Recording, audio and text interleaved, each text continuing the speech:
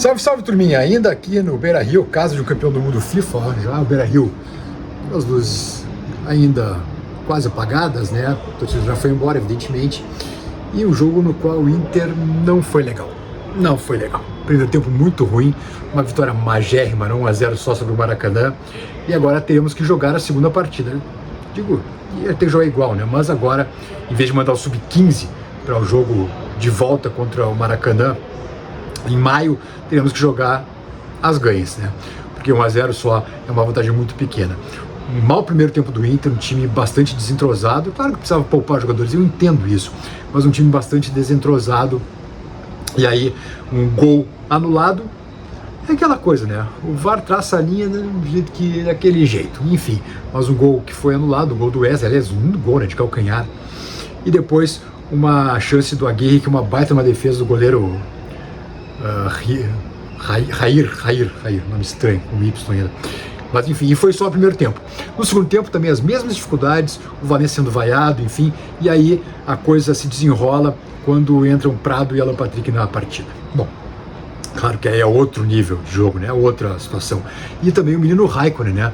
16 aninhos, e infelizmente teve um gol anulado, na minha opinião, muito mal anulado. Para mim era um lance totalmente inconclusivo. Eu acho que não bateu na mão dele. Enfim, o árbitro entendeu que bateu, acabou anulando o gol. Um pecado, porque o menino tinha 16 anos estreando, fazendo gol, um gol da vitória, que seria o gol da vitória. Enfim, paciência, acontece. Mas o Inter melhora daí. No segundo tempo, o Alan Patrick perde um pênalti. Puta, o Alan Patrick não perde pênalti, hoje ele perdeu. Acontece, quer dizer, o goleiro pegou, né? O goleiro pegou. Aí depois, uma bucha do Prado, um golaço, um gol com raiva, um bico dele, um golaço. Ele já tinha colocado a bola no travessão antes, né? Então, um golaço do Prado que entrou muito bem também. É aquela coisa, né? Dá chance pros guris, dá chance pra guris. Eu sei que tem a gestão de grupo, Roger, mas dá chance pros guris. O Prado, assim como o Matias, também não é esquecido. Tinha voltado da seleção e nada. Agora voltou a aparecer, enfim, fez um golaço, tomara que ganhe mais tempo em campo.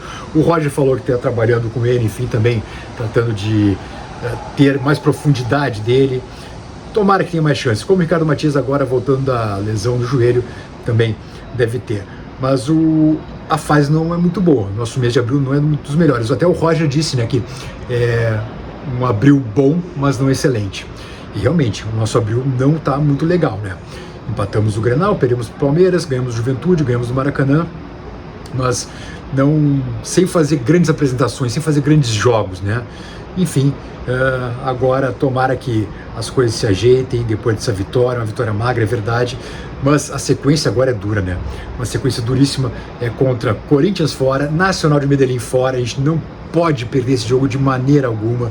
Depois tem o Botafogo fora também, e aí eu acho que é um time misto para reserva, e depois tem o Nacional em Montevidéu, ou seja, uma sequência assim, arrasa quarteirão. Tomara que sobrevivamos a ela, porque será muito importante.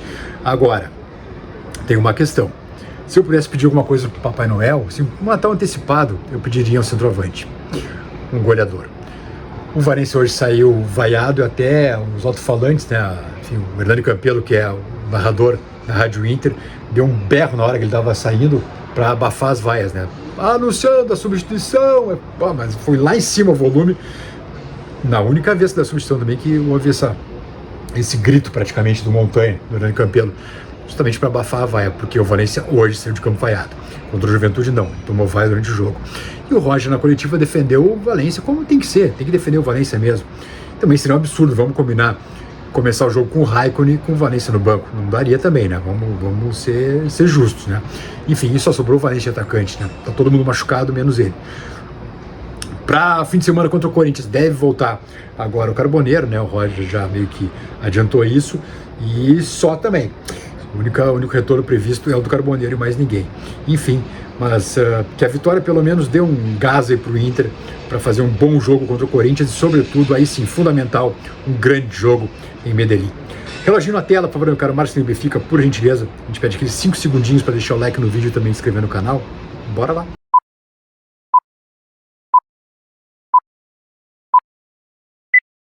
Para a força minha buena.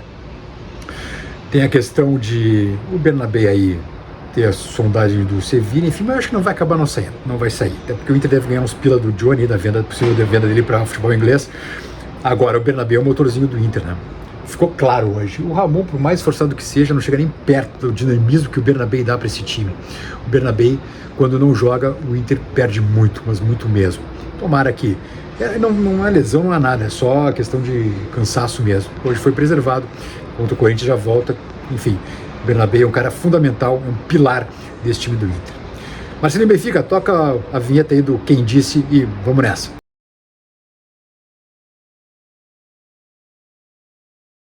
Quem disse? Hoje quem disse é evidentemente sobre Inter e Maracanã, né?